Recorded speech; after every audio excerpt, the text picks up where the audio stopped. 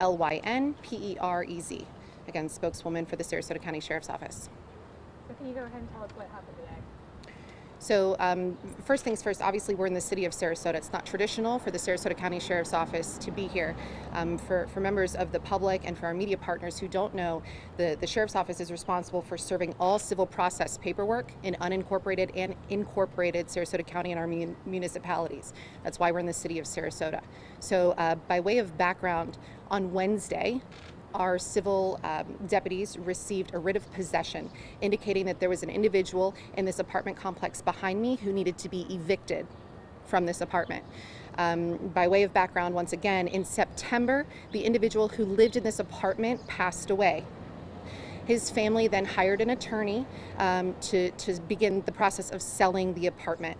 Unfortunately, the individual that was living with the owner decided to stay in this apartment and not pay rent. And unfortunately, in many ways, it was kind of squatting in this unit. He was not able to be here. His name was not on the lease. He should not have been here. So the apartment complex with their attorney tried to handle things themselves until it got into the legal process, which began on Wednesday. So on Wednesday, when our agency received that writ of possession, they were going to make contact with the subject. However, the attorney for this apartment complex requested that we wait until Thursday to come and evict this gentleman. Okay, so today's Friday, so dating back 24 hours, yesterday on Thursday at about 9 a.m., we attempted to make contact with this gentleman. I'm still trying to find out if we actually made contact with him or if we only posted the notice on his door. At a minimum, we posted a 24-hour eviction notice on his door yesterday. Okay, so in terms of the civil process, what that means, and the language on there reads, you have 24 hours to remove yourself from this property or you'll be physically removed by law enforcement. Obviously, within the last 24 hours, he did not remove himself. So today, our civil deputies came back.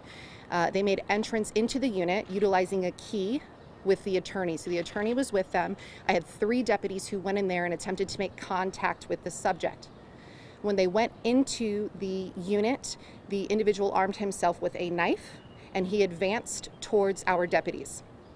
At that point, again, we had 3 deputies there, and one of our deputies fired her weapon. 2 other deputies were also there. They made verbal commands in an attempt to make the subject de-escalate. Again, he did not. He advanced towards our deputies. He's a 58-year-old black male. I do not have his information yet because next of kin has not been notified. So as soon as I can release his information, I will. What's standard in an officer-involved shooting is our deputies are taken back to headquarters. They're interviewed, and we have an officer-involved investigations team who also leads investigations like this. They're senior detectives who have worked all of our officer-involved shootings, and they will be handling the investigation. Again, this is unique because we're in the city of Sarasota, so in terms of history on this subject, I don't have much. I do know that SPD was called here on March 6th for an incident involving this man, but I don't have any details on what actually transpired that day. I think that's probably all the information I have. I can try to answer any questions you may have. Thank you, Allison. What's the state of the 58-year-old man? The 58-year-old man is deceased. Can you talk about, did deputies think that there was going to be some sort of threat since they were coming back with even more deputies and the lawyers here? So that's what I want to find out.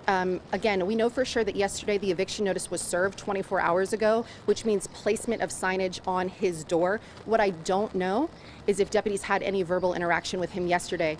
The same deputies that were involved in today's incident served that paperwork yesterday and posted that sign. We have not been able to interview them yet, so that's something we're hoping to find out in the investigation.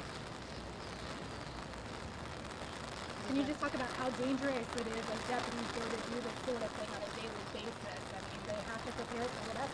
They absolutely do, and anytime you serve civil process paperwork, it can be a highly emotionally charged interaction, right? So that's why, as I mentioned, there were 3 deputies there. We don't go solo to these calls for service. It's usually emotional. Someone's being removed from their home. In this case, there was a man in this home since September who should not have been there. The apartment complex did everything they could to try to remove him. He chose not to leave, so things had to run through law enforcement.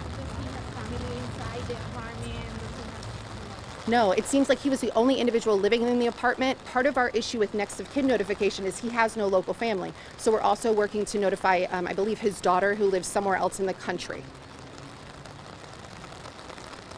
So all in all, not a good day for law enforcement. Anytime our deputies have to utilize their weapons, lethal or non-lethal, is not a good day for us. Fortunately, we have senior detectives who are very well trained and versed in officer-involved shootings. So as I mentioned, they're at headquarters. They're going to begin this investigation. As soon as there's more information we can provide, of course we will. How many officers again in total when they arrived to the apartment? Today, 3 deputies came and they were accompanied by the attorney who let the deputies in utilizing a key to the unit. What time was that today? The initial call for service came in at 9:10, so that's when we were notified that there was an incident occurring. So I would imagine they probably knocked on the door between 9 and 9:10. With that civil process, you have to wait exactly 24 hours. You can't come any sooner than that. So again, we're trying to kind of look at the background here. I believe they served the paperwork yesterday at 9, and then they came back again today at 9.